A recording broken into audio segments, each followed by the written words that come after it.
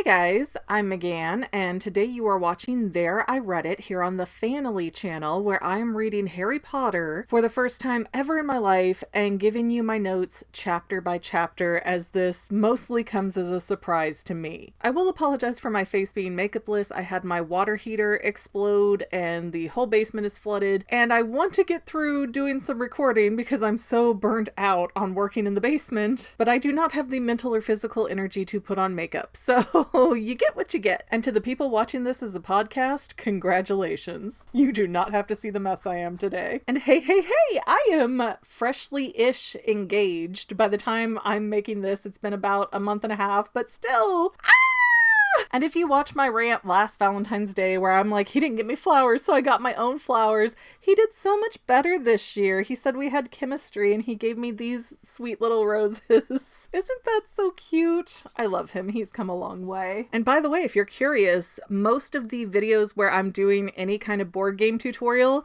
has my fiance in it now. So yes, he is visible-ish in the Fanily unit. But that's not what you're here for today. You are here to hear me talk about Harry Potter and the Goblet of Fire for the first time ever in my own experience. So let's get into that. Today we are on Harry Potter and the Goblet of Fire, chapter 24, which is something like Rita Skeeter's Big Scoop. And I always have to say that name so very pronouncedly because there's this habit in an English dialect where people take an A at the end of something and make it an ER. So Lola is Lowler, and so Rita Skeeter is what keeps popping into my head and it's making me crazy. And they did that on purpose. So the chapter starts off talking about how it's Boxing Day, and I'm not super familiar with that. I've heard about it from some Canadian friends before, and I believe that's the day after Christmas where you kind of box up and donate things that you don't need anymore. But if you know better than I do, please leave me a comment. And it's mentioned that Hermione used Sleek Easy's hair potion for the Yule Ball, but that it was a big crazy ordeal to get her hair all nice and smooth, so she's not going to do that every day, just for special occasions like Victor. Oh, is that weird for me to say? I don't know how old Victor is. I may or may not mean that statement depending on the age of Victor Crumb. Anyways, the boys are telling Hermione about what they overheard at the ball, with Hagrid telling Madame Maxine that he's part giant and he thinks she is too, and she got all offended. And Hermione's like, yeah, I always assumed that Hagrid was part giant, but I knew he couldn't be a full giant because they're 20 feet tall. And Ron's all just indignant. How could you have figured that out? Well, because she has a brain and eyes. And Harry still hasn't figured out his golden egg yet, and he's yelling at it, he's asking it questions, he's throwing the egg, and it's only making this sound that he describes as 30 musical saws. But Harry gets frustrated with the egg and kind of puts it off to the side again, and the kids go off to Care of Magical Creatures, which has a substitute now who is Professor Grubbly Plank. And Grubbly Plank has caught a unicorn that she has tethered at the edge of the forest, and all the girls are so excited, which is good because the unicorn prefers girls, so all the guys have to stand back and kind of listen up while the girls get to touch the unicorn. But because the boys aren't participating, this gives Malfoy the time to present Harry with the Rita Skeeter article on Hagrid.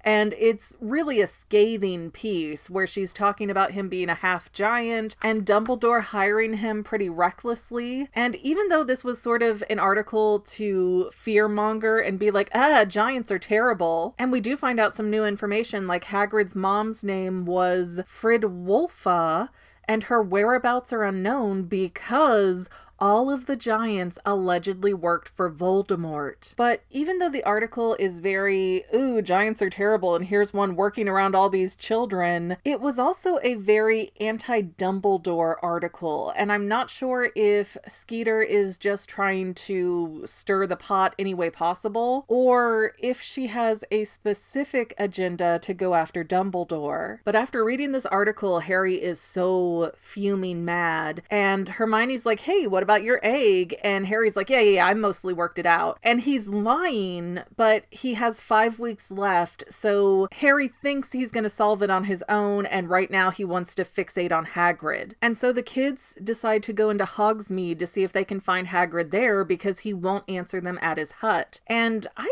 don't remember them ever saying that they can go freely to Hogsmeade whenever they want. There were big field trips last year and permission slips that needed signed. Was that only because of the Dementors? That's not a normal thing. I don't remember them clarifying that, oh yeah, you can go whenever you want now. But the trio ends up in the Three Broomsticks and they don't find Hagrid, but they do see Ludo Bagman talking to goblins. And then Bagman notices Harry and kind of comes trotting out, leaving the goblins behind.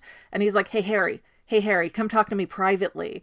Oh, I just want to tell you congratulations on that dragon thing, kid. You're doing so good. And oh, by the way, do you want some hints for this egg on how to solve it? Because, I just feel so bad in the bottom of my heart that you got sucked into this thing and there was nothing we could do to help you and get you out of it. So, if you want me to help you cheat, kid, just say the word, wink, wink, nudge, nudge. And Harry's like, nah, I pretty much got it, but, thanks anyways. But hey, bud, what you doing with all these goblins here? And Bagman kind of sounds like a politician here, even though he somewhat is. And he's like, who can stand these goblins and all that gobbledygook they say? I don't even know what they're saying half the time. But they're looking for Barty Crouch, who has been mysteriously ill for a long time now. And Percy's filling in for him and getting, directions on what to do via Owl. But it's still pretty suspicious that he disappeared, huh? But by the way, Harry, you sure you don't want me to help you cheat? Huh?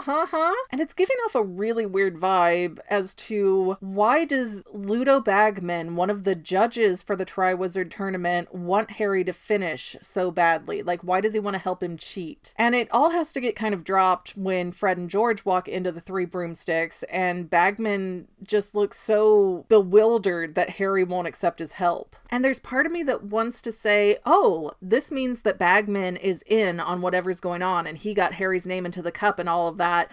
But honestly, I don't know if I see it. And I can see the potential that he's trying to make Barty Crouch be the fall guy for something. But I kind of wonder if Bagman's deal is that he's betting on Harry in the tournament, and so that's why he's talking to the goblins, because goblins are associated to money in this world. So I'm not sure. It's going to be one of the two ways. He's either a bad gambler or Bagman is in on it and he is trying to harm Harry. He is one of the Death Eater people, maybe. But I'm not completely sold on that because it feels like they're making us look too hard in that direction right now. But anyways, Bagman leaves and all the goblins go with him. And then Rita Skeeter walks in with her, I believe they said it was a photographer, Bozo. Really great name there. And Rita Skeeter's talking about, oh, we need to write an article about that Bagman and why he's associated with all these goblins. So maybe Skeeter is not after Dumbledore for the sake of the ministry. I don't know. Maybe she just wants to stir the pot and do whatever gets people riled up and gets her the most attention and money. I don't really know her deal. She is a weird wild card. But anyways, the trio hear Rita Skeeter talking and Harry starts yelling at her about Hagrid.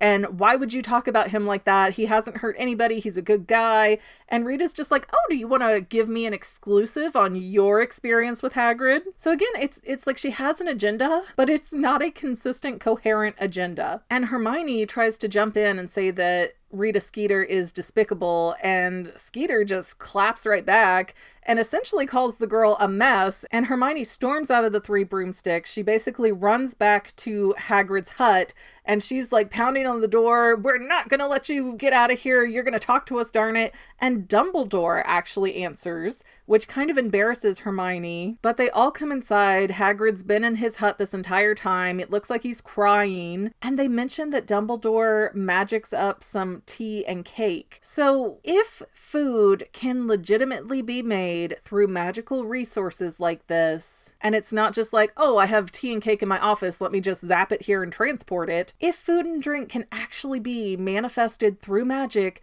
then why do we need elves as slaves? Anyways, while we're going through this chat about Hagrid's worth and how everybody wants him to stay at Hogwarts and keep teaching, Dumbledore mentions his brother Aberforth, who was prosecuted for inappropriate charms on a goat.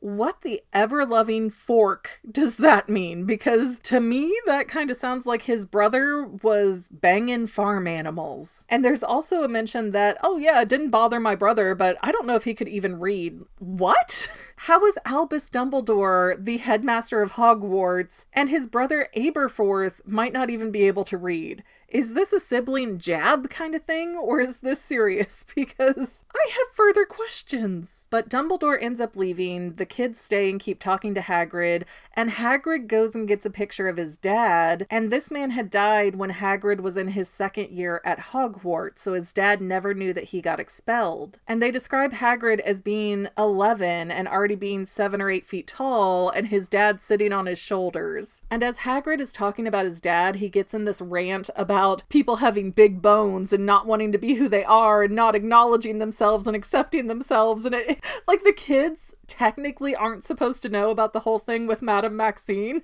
So Hagrid just getting in this little vortex of anger is a little bit hilarious. Although Hagrid still speaks in a way, or at least he's written in a way where he is very difficult to read and understand. So I'm still not loving that. It's almost like you need a cipher to read Hagrid's quotations. If I don't read what Hagrid says out loud, I usually don't understand it. And I don't know if that's just a me problem or if other people are having that issue too. But yeah, it's almost like those board games where you say something nonsensical and it makes sense to the person saying it who can read the card, but everybody else hearing it is like, huh? What? That's how I feel when Hagrid speaks. But Hagrid ends up in the tangent saying that he's really proud of Harry and that he sees himself in Harry because he didn't have any parents either, and he just wants to be who he is, and he doesn't care what other people think. And then Hagrid starts asking about the golden egg and if Harry's figured it out, because he really wants everybody to see that you don't have to be a pureblood to win. He wants Harry to show everybody that your talents and ability matter more than who you are genetically. And so the kids leave, and Harry feels really bad that he lied to Hagrid about the egg too.